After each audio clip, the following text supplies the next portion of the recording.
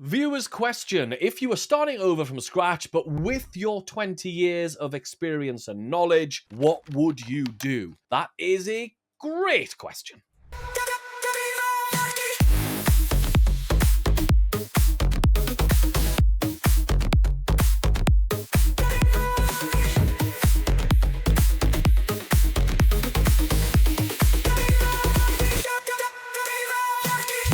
Awesome. By the way, thanks for all your questions and your comments that you're putting on these videos here on YouTube. Really appreciate it. I plan on making content around them questions. So if you've got questions, make sure you put them below. So this is a good one. 20 years experience, but starting over, what would I do? I basically have a process, like a framework of ingredients that I always like to think about. And I call it the APE process. APE.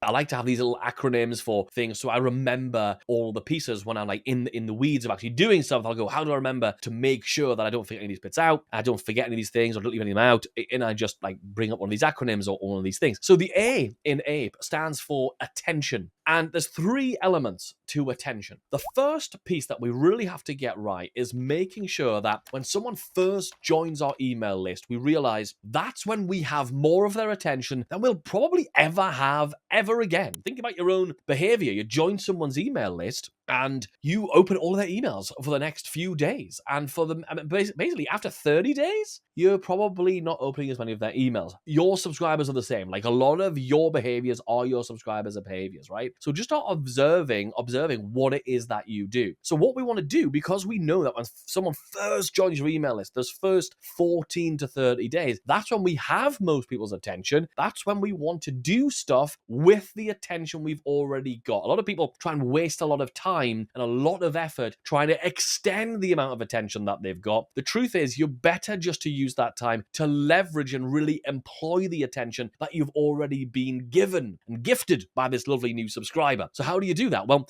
in the first few days of someone joining your email list, you've got most of their attention, so tell them what you can do for them. Make offers in that time, because you're never going to have that level of attention again. That's the first thing. The second part of the attention section is to do stuff in your emails that actually get attention. If your emails are actually boring, then you're not going to get attention. So that's why you'll see in my emails, I'll often play around with the spacing. I'll maybe highlight stuff. I'll put an animated GIF or an image or a button. I'll play around with stuff to get attention. I'll also use different emotions, which we'll come on to a little bit later. And also, the big part and the third part of this attention thing is to use variety. How many of those big gurus do you see who you just know when they're in launch mode because they send you those emails that stand out like a sore thumb in the inbox? You're like, oh, it must be launch time again for that offer. I see it every single time. If you use the same type of email over and over again, then people are going to lose attention. So you definitely want to use and create variety in your emails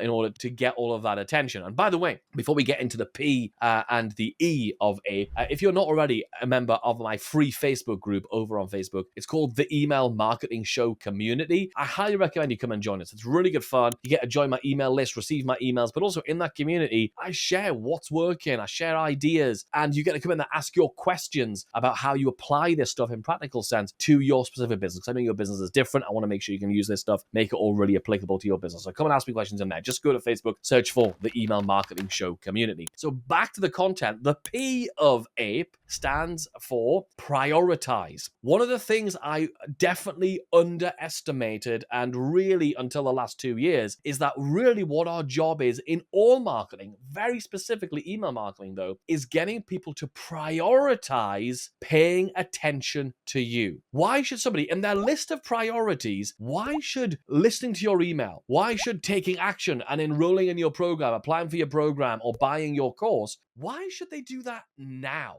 Because in our lives, all we do as human beings is we play with our priorities all the time. Oh, look, it's 3:30. I need to go to the school and pick up the kids from school. Otherwise, the poor kids are going to be standing outside in the rain for hours. If I'm like, oh, I'm going to do this other thing instead. Or I'm going to be late for that dental appointment, my dentist appointment. I need to go right now. Why? Because there's a reason to prioritize those things. So one of the things we are basically doing is we are dealing with people's priorities. And some of the types of ways that you've seen people use prioritization skills, some of the subsets of prioritization are things like urgency. Hey, this offer is closing. The event is happening. It closes on Monday. Another one of them is scarcity. Oh, there's only 25 spots. There's only 100 places. There's only 5 spots. That's another prioritization play that you can use. So once we realize that what we have to do is get people to prioritize paying attention and prioritize taking action, enrolling, applying, paying, then we really unlock something special. And it took me way too long to figure that out, right? So we are in a game of prioritizing. How do you get somebody to choose to do this instead of literally anything else they could be doing?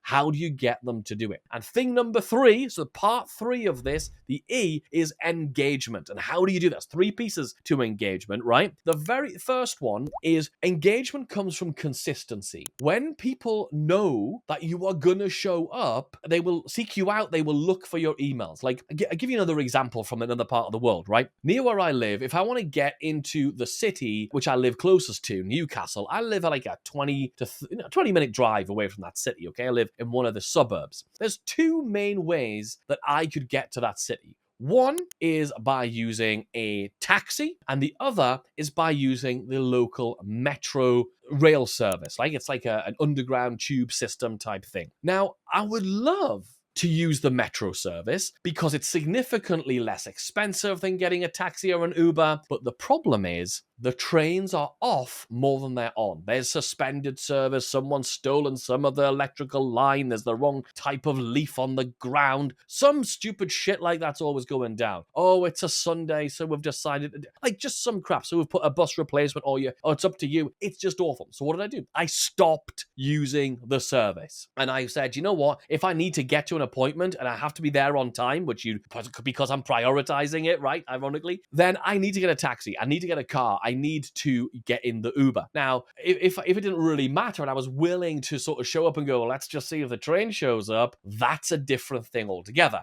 Actually, very luckily, a new train service just started a couple of months ago, and that one's really reliable. So again, because I know it's consistent, it runs every half hour, every 30 minutes, I show up and I get the train into the city centre. What does that mean? I can rely on it. And when someone realizes that you are consistent, like a consistent, reliable train, they will see you as a consistent, reliable person. So if you're showing up regularly in your emails, they're going to think, that's what I'm getting when the person's not, when I haven't paid them anything. They're consistent as a person. They see that as a belief. They see that as part of your character. If someone's inconsistent with their emails, what does that mean? Well, what's it going to be like if I pay them? Are they also going to not show up sometimes when I am paying them? That's what it implies. So being consistent. Also, being consistent means you show up more often, which means you make more offers, which means you make more sales. Definitely really, really important. The next thing I think that I would do, the second part of this engagement piece, is to vary the emotions. Really big thing. Difficult to do, but you can do it. I believe in you, right? So here's how you do that. One of the things we all tend to do is we all will default to 1 or 2 emotions. Mine tend to be funny and wacky or inspirational, right? They're the 2 main sort of emotions that I'll communicate in my email. Something funny and crazy and outrageous, or something really motivational, inspiring, and encouraging. But of course, there are only 2 emotions, and not everybody resonates and takes action and really connects with those emotions. Some people need to be shown the horror, the awful thing that they need to avoid. Some of them need social proof and inspiration from other people who've had success, and I could go on. Look at the different emotions you could be using and use them in your emails. And then the final bit is a really practical bit about engagement, which is to really realize that the game of email is a lot easier. Getting your emails actually delivered and not in spam is easier. Getting more people to buy from you is easier if you do one thing, and that is focus on engagement in terms of getting people to reply to your emails and click on the links. If the aim of the game and any of email is one thing, it's literally to get people to reply and click the links in your emails. That's all email marketing is. And when you realize those are the metrics of email marketing, then you can put all of your effort in figuring out what are the cool things that I can do and say in my emails to get people to reply and click. Once you've done that, you've kind of won the game of email marketing, which is pretty